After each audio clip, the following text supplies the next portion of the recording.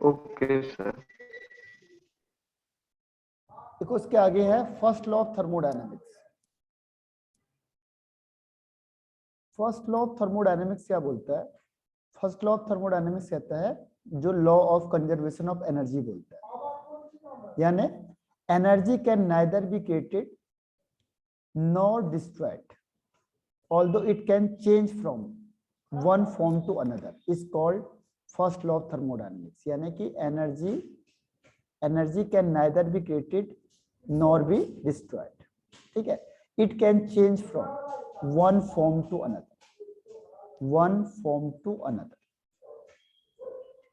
जैसे आपने देखा होगा इलेक्ट्रिसिटी है, इलेक्ट्रिसिटी यानी इलेक्ट्रिक एनर्जी है। अपनी इलेक्ट्रिसिटी देते हो, यहाँ से क्या होता है कोई हीट प्रोड्यूस हो जाती है। हीटर में यूज करोगे तो हीट प्रोड्यूस हो जाएगी, अगर आप बल्ब में से यूज करोगे तो लाइट प्रोड्यूस हो जाएगी। ठीक है, तो ये क्या है, एक फॉर्म से it can change from one form to another form. तो this is called first law of thermodynamics. तो first law of thermodynamics means energy can neither be created nor be destroyed but it can change from one form to another. एक form से दूसरे form में change हो रहा है, इसे कहेंगे फर्स्ट लॉ ऑफ थर्मोडायनेमिक्स। आया समझ में? Yes sir. इसका मतलब उन्होंने कहा, इसका मतलब ये हुआ कि जो टोटल एनर्जी होगी यूनिवर्स की वो कांस्टेंट होती है, रिमेन कांस्टेंट। और यूनिवर्स का मतलब क्या? यूनिवर्स का मतलब होता है system plus surrounding. Universe means system plus surrounding. जो सिस्टम है और सराउंडिंग है, इन दोनों को मिला के यूनिवर्स है। तो कहता है जो यूनिवर्स है उसकी एनर्जी क्या होगी, सेम रहेगी, उसमें चेंज नहीं होगा। बस ये कि एक फॉर्म से दूसरे में चेंज हो गया। जैसे एक फॉर्म ये है इलेक्ट्रिकल एनर्जी, इससे चेंज हो गया हीट एनर्जी में, तो सेकेंड फॉर्म में चेंज हो गया। लेकिन जितनी एनर्जी यहाँ पे थी उतनी एनर्जी यहाँ प्रोड्यूस हो गई, तो फिर न तो एनर्जी क्या हुई, डिस्ट्रॉय हुई, और न ही क्रिएट हुई। तो इसीलिए इसे हम कहते हैं law of conservation of energy भी बोलते हैं, क्योंकि वो दोनों सेम है। और लास्ट में ये है कि जो energy of an isolated system है वो भी कांस्टेंट होता है। लेकिन इनमें से सबसे इंपॉर्टेंट फर्स्ट वाला है, energy can neither be created nor be destroyed but it can change from one form to another. It means क्या है, total energy of universe remain constant. ठीक है, although it may undergo transformation from one form to the another. तो ये आपका हो गया first law of thermodynamics. Clear है? तीनों डिफाइन में से फर्स्ट वाली इंपॉर्टेंट है, और पढ़ने के लिए आप तीनों पढ़ लेना। ठीक, यस सर। अब देखो इसको मैथमेटिकल एक्सप्रेशन, इसका mathematical expression of first law of thermodynamics. Mathematical expression में क्या है कि मैथमेटिकल एक्सप्रेशन वो कहता है, सपोज करो स्टार्ट में अगर कोई एक सिस्टम ले लिया हमने, ये एक सिस्टम है और इसकी initial internal energy suppose U1 है या E1 है, E1 या U1, ये आपका initial internal energy, initial internal energy suppose क्या है, E1। अब आपने यहाँ से Q हीट सप्लाई करी, यानी इस आपने यहाँ से हीट दे दी, Q हीट। अब Q हीट दे दी तो क्या होगा, ये हो जाएगा U1 प्लस Q, इसका टोटल इंटरनल एनर्जी। क्योंकि हीट जो दोगे तो ये क्या करेगा, इसके इंटरनल एनर्जी को बढ़ा देगा। लेकिन वो कह रहा है कि इसने क्या किया, वर्क कर दिया कुछ, क्योंकि ये ऊपर जाएगा, यहाँ से मूवमेंट करेगा। जब ये मूवमेंट करेगा तो इसमें क्या होगा, वर्क भी डन हो जाएगा। ठीक है, जब वर्क डन हो जाएगा तो टोटल फाइनल जो है आपका फाइनल इंटरनल एनर्जी क्या होगा, फाइनल इंटरनल एनर्जी क्या हो जाएगी, फाइनल इंटरनल एनर्जी हो जाएगी आपकी जितना स्टार्टिंग में था, जितना आपने क्यू हीट दिया और इसने वर्क जितना कर दिया, ये तीनों को मिला के क्या हो जाएगा आपका फाइनल इंटरनल एनर्जी। अब वो कह रहा है अगर U1 को इधर से इधर ले आए तो ये क्या हो जाएगा, ये हो जाएगा U2 minus U1 is equal to Q, पहले फिलहाल डब प्लस लिख लो, कोई फर्क नहीं पड़ता, ठीक है, यहाँ पे प्लस कर देते हैं। अब U2 माइनस U1 का मतलब हो गया del U is equal to Q plus W। तो ये हो गया आपका expression for first law of thermodynamics. तो पहले वो इसे लिखता है, तो यहां तक समझ में आ गया, del U is equal to Q plus W। Yes sir. अब देखो इसके आगे क्या होता है कि अब इसे थोड़ा सा और स्पेसिफाई कर देता है, कह देता है कि अगर सपोज करो कि आपने क्या किया, ये सिस्टम लिया, अब यहाँ पे इसकी सर इनिशियल, यहाँ पे क्यू एब्जॉर्ब्ड हीट हो जाएगी ना? हाँ क्यू एब्जॉर्ब है तो क्यू तो प्लस में हो जाएगा, एब्जॉर्ब किया है, क्योंकि जब आप हीट दोगे तो एब्जॉर्ब करेगा ना हीट को, तो एब्जॉर्ब हीट हो यस गया, सर। क्योंकि जब आप हीट सप्लाई करो तो ये एब्जॉर्ब करेगा। अब जब ये एब्जॉर्ब करेगा तो क्या work done by the system होगा या ऑन द सिस्टम होगा,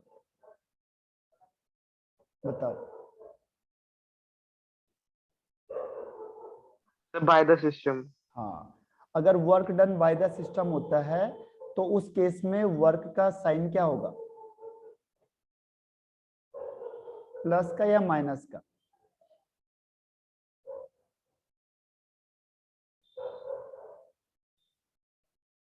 सर माइनस का। माइनस का, ठीक है। तो ये माइनस का साइन हो जाएगा यहाँ, तो ये माइनस हो जाएगा, तो इसकी वजह से क्या होगा, चेंज हो जाएगा। अब क्या होगा देखो, del U is equal to Q minus W हो जाएगा, क्योंकि साइन पे डिपेंड करेगा कि ये work done on the system हो रहा है या बाय द सिस्टम हो रहा है। तो हमने देखा बाय द सिस्टम हो रहा है तो साइन माइनस हो जाएगा। और डब्ल्यू इज इक्वल टू क्या होता है, पी डेल वी, तो इसको यहाँ पे रख सकते हैं, तो ये हो जाएगा आपका del U is equal to Q minus P del V. तो फाइनली हमें इस क्यू की वैल्यू निकालनी है, तो जाएगा Q is equal to del U plus W, या फिर del U plus P del V. तो ये आपका आ जाएगा फर्स्ट लॉ ऑफ थर्मोडायनेमिक्स का इक्वेशन। तो समझ में आया first law of thermodynamics? Yes sir. हाँ, और ये एक्सप्रेशन इसका जो इंपॉर्टेंट है, ये आगे बहुत ज्यादा काम आएगा, फर्स्ट लॉ ऑफ थर्मोडायनेमिक्स। अब इसमें कुछ इंपॉर्टेंट चीजें जो आपको याद रखनी है। पहला देखो, एक होता है आपके पास आइसोथर्मल। आइसोथर्मल का मतलब क्या चीज कांस्टेंट होगी,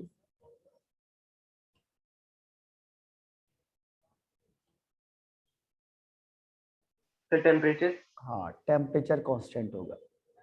और देखो ये इरिवर्सिबल है, इरिवर्सिबल में कौन सी चीज कांस्टेंट होती है, तो ध्यान रखना पी एक्सटर्नल कांस्टेंट रहता है इसमें, ठीक है। इरिवर्सिबल में कौन सी चीज कांस्टेंट रहती है, पी एक्सटर्नल कांस्टेंट रहता है। तो इसका फॉर्मूला बन जाएगा Q is equal to minus W और is equal to P external V2 minus V1, यानी पी एक्सटर्नल और ये हो जाएगा डेल V, ठीक है, minus W is equal to, यानी डब्ल्यू इज इक्वल टू क्या हो जाएगा, वी यहाँ पे वॉल्यूम हो जाएगा। हाँ V वॉल्यूम, तो minus P external del V, ठीक है। तो ये वॉल्यूम है, तो इसका फॉर्मूला ये बना दिया इन्होंने। ये किसके लिए फॉर्मूला यूज होगा, ये होगा आइसोथर्मल इरिवर्सिबल प्रोसेस के लिए, एक्सपेंशन के लिए, ठीक है। ये फॉर्मूला कहाँ पे यूज होगा, जहाँ पे आइसोथर्मल लिखा होगा।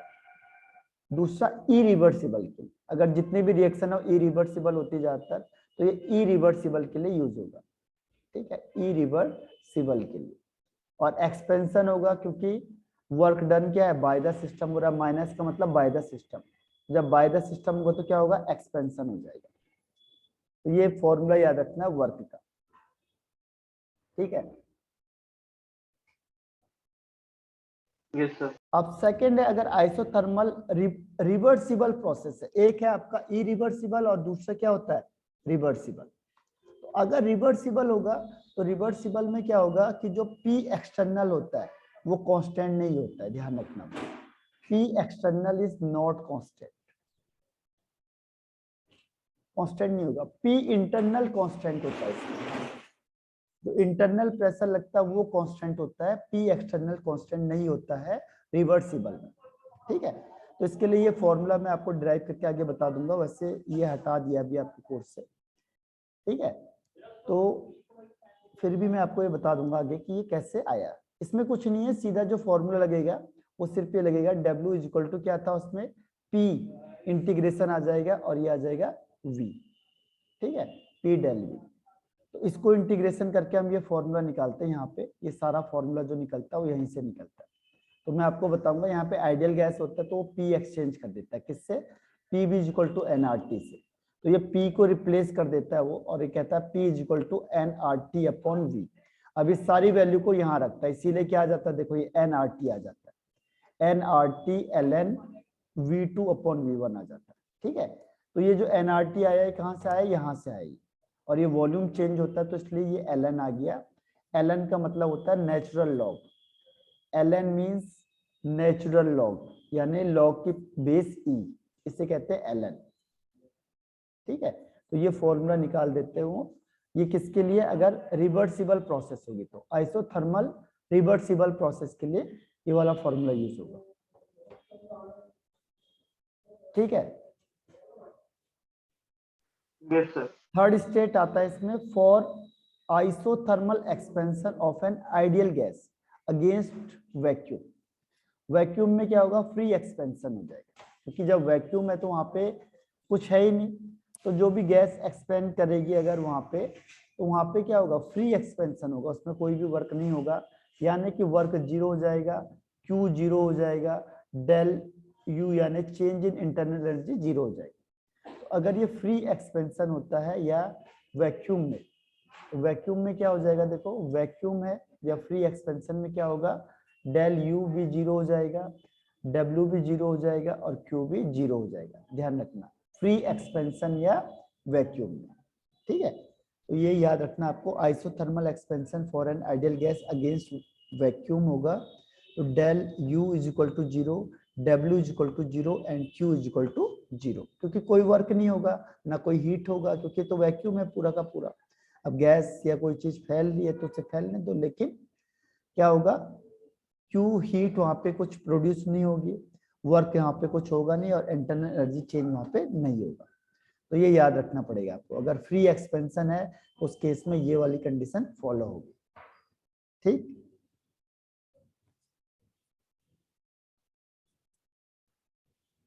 आया, आवाज आ रही मेरी? Yes sir.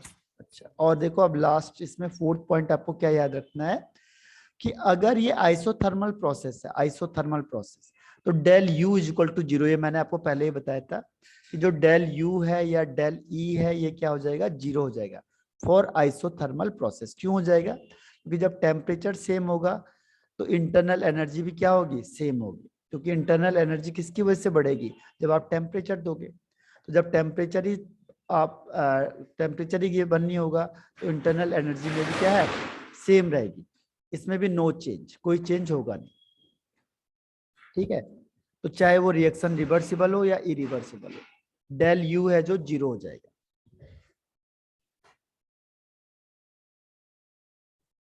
और लास्ट इसमें अगर एडियाबैटिक चेंज होता है तो क्यू जीरो हो जाएगा, तो क्यू जीरो होने पे क्या होगा, देखो अभी आपको बताया था मैंने, क्यू इज इक्वल टू क्या होता है, डेल यू प्लस या माइनस डब्ल्यू। तो अगर ये जीरो हो गया क्यू, तो यहाँ पे क्या होगा, del U is equal to W, adiabatic वाली कंडीशन में, ठीक है। प्लस माइनस साइन किस पे डिपेंड करेगा, कि work done by the system या work done on the system के बेस पे, ठीक है। तो ये 5 पॉइंट है जो आपको याद रखने पड़ेंगे थर्मोडायनेमिक्स में। तो ये समझ में आ गया? Yes sir.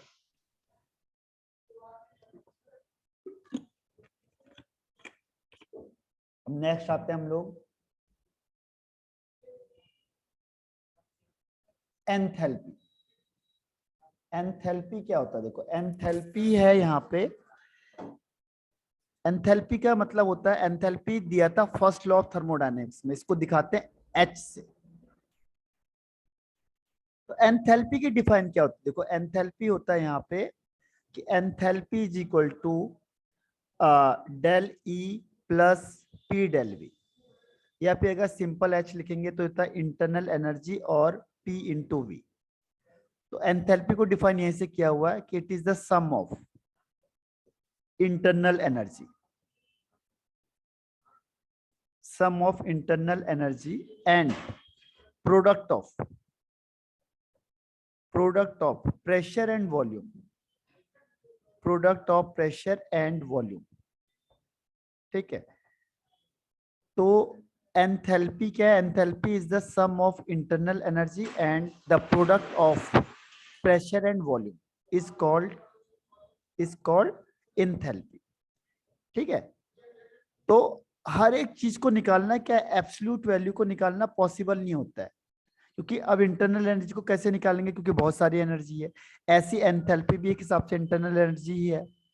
ठीक है, जो हम क्या कर सकते हैं, जिससे वर्क कर सकते हैं, यानी इसकी भी एंथैल्पी की एब्सोल्यूट वैल्यू को निकालना पॉसिबल नहीं हो पाता। It is very difficult to calculate the absolute value of enthalpy. ठीक है, enthalpy, it is very difficult to determine या to calculate the absolute value of enthalpy। तो हम क्या करते हैं, चेंज निकालते हैं। चेंज निकालना आसान है। ठीक है, तो यहाँ पे है इंटरनल एनर्जी चेंज। तो इंटरनल एनर्जी चेंज को निकालना आसान है, किसके? हीट के टर्म्स में। तो हम कहेंगे हीट एब्जॉर्ब हो रही है या इवॉल्व हो रही है एट कांस्टेंट वॉल्यूम, तो वही क्या हो जाएगा, इंटरनल एनर्जी चेंज। ठीक है, तो इसको क्या, चेंज को दिखाएंगे del U is equal to Q V, यानी जितना क्या कर रहे हो आप, हीट एब्जॉर्ब हो रही है, इवॉल्व हो रही है एट कांस्टेंट वॉल्यूम में, वही क्या हो जाएगा, इंटरनल एनर्जी चेंज। अब ये कैसे आया, देखो ये कैसे आया, इस फॉर्मूले को मैं ड्राइव कर देता हूं। ये आया कैसे कि जैसे फर्स्ट लॉ ऑफ थर्मोडायनेमिक्स के अकॉर्डिंग क्या है, first law of thermodynamics, first law of thermodynamics के अकॉर्डिंग क्या होता है, Q is equal to del U plus P del V. अब मैंने कहा कांस्टेंट वॉल्यूम है, कांस्टेंट वॉल्यूम का मतलब क्या होगा, del V is equal to zero. तो जब डेल V जीरो होगा तो ये पूरा जीरो हो जाएगा। तो यहाँ पे क्या हो जाएगा, Q V is equal to del U. ठीक है, क्यों? क्योंकि वर्क तो जीरो हो गया, वर्क इज इक्वल टू होता है पी डेल वी, और del V is equal to zero, तो यहाँ पे भी वर्क क्या हो जाएगा, जीरो हो जाएगा। तो ये जीरो हो जाएगा तो ये वाला पोर्शन जीरो हो गया, तो यहाँ पे Q V is equal to del U हो जाएगा, यानी हीट एब्जॉर्ब और evolved at constant volume is called change in internal energy. ये समझ में आ गया? Yes sir. अब देखो अगर ये फॉर्मूला आया कैसे हमारे पास, अभी जैसे हमने निकाला था H इज इक्वल टू, तो ये H है, H is equal to internal energy plus PV। अब ध्यान रखना ये एट कांस्टेंट प्रेशर में चल रहा है, एट कांस्टेंट प्रेशर। तो यहाँ पे क्या होगा, H1 is equal to U1 plus PV1। Second condition में H2 is equal to U2 plus PV2। Equation first, ये इक्वेशन सेकेंड। अब हम क्या करेंगे, equation second minus equation first हो जाएगा, यहाँ पे H2 minus H1 is equal to U2 minus U1 plus PV2 minus PV1। ठीक है, तो H2 माइनस H1 तो हो गया del H, U2 minus U1 हो गया del U, plus P constant आ जाएगा और ये जाएगा V2 माइनस V1। तो ये जो चेंज है आपका del H is equal to, ये हो जाएगा del U plus P del V। तो ये फॉर्मूला आपका आ जाएगा किससे, एंथैल्पी चेंज से, internal energy change is equal to, तो ये H है जो, ये एंथैल्पी है, तो एंथैल्पी है वो किसके इक्वल हो जाएगा, जितना इंटरनल एनर्जी चेंज है और P डेल V इसके इक्वल हो जाएगा। ठीक है, तो ये फॉर्मूला आपको याद रखना है, इंपॉर्टेंट फॉर्मूला इसका, इंपॉर्टेंट फॉर्मूला। ठीक, यस सर।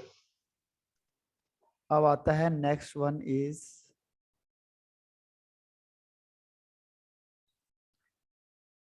ये देखो अब सेकंड है इसमें कि अगर आपने कांस्टेंट प्रेशर कर दिया फिर क्या होगा। जैसे अभी मैंने कहा आपको del H is equal to del U plus P del V, ठीक है। और एक है जो फर्स्ट लॉ ऑफ थर्मोडायनेमिक्स है। फर्स्ट लॉ ऑफ थर्मोडायनेमिक्स क्या होता है? First law of thermodynamics, first law of thermodynamics. तो फर्स्ट लॉ ऑफ थर्मोडायनेमिक्स के अकॉर्डिंग क्या है, देखो वो है Q is equal to del U plus P del V, यही तो था। अगर मैंने कहा eight constant pressure, at constant pressure, pressure constant होगा तो यहाँ पे QP हो जाएगा is equal to del U तो रहेगा ये प्लस पी डेल वी। अब देखो इससे कंपैरिजन करो, पहले वाले को देखो, ये है del H is equal to del U plus P del V, और ये है सेकंड में डेल क्यू पी।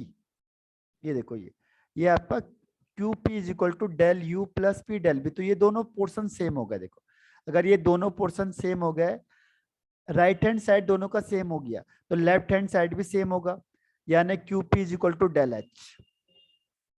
तो कहता है कि जो एंथैल्पी चेंज होता है ये कब होगा?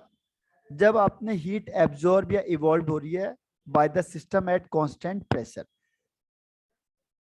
अगर आपने प्रेशर कांस्टेंट कर दिया तो जो हीट एब्जॉर्ब या इवॉल्व हो रही है वो किसके इक्वल हो जाएगी? चेंज इन एंथैल्पी के, एंथैल्पी चेंज के इक्वल हो जाएगी, ठीक है। तो इसलिए आपको दो चीज मिल गई यहां से, एक मिल गया QP is equal to del H और एक मिल गया QV is equal to del U. यहां तक समझ में आ गया आपको? और तीसरा फॉर्मूला क्या है?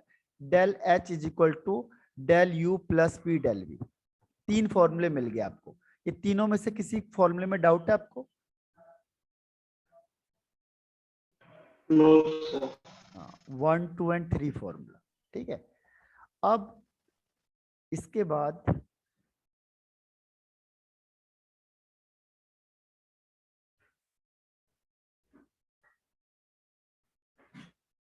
अब वो कहता है कि एंथैल्पी को हीट कंटेंट भी कहते हैं। हीट कंटेंट और एंथैल्पी, ठीक है। हीट कंटेंट और एंथैल्पी क्या होता है? The energy stored within the substance और सिस्टम। जो सिस्टम है उसमें जितनी एनर्जी स्टोर है, that is available for conversion into heat. देखो जिसको हम किस में कन्वर्ट कर सकते हैं? हीट में। जो हीट में कन्वर्जन के लिए अवेलेबल होता है वो वाला हीट या एनर्जी जो इसमें स्टोर है, and it is available for conversion into heat. जो हीट में आप जिसको कन्वर्ट कर सकते हो, that is called heat content और एंथैल्पी, एच। तो एच की एक और डिफाइन क्या हो गई कि the energy stored within the substance और system that is available for conversion into heat. जितनी एनर्जी स्टोर है और जिसको आप किस में कन्वर्ट कर सकते हो? हीट में। इसको आप हीट में कन्वर्ट कर लोगे तो इस एनर्जी को ही हम क्या कहेंगे यहाँ पे? एंथैल्पी। एंथैल्पी और हीट कंटेंट, हीट कंटेंट, ठीक है, एच। तो एच की ये डिफाइन और हो गई। तो समझ में आया एच का? Yes sir. अब इसके बाद नेक्स्ट आता है इसमें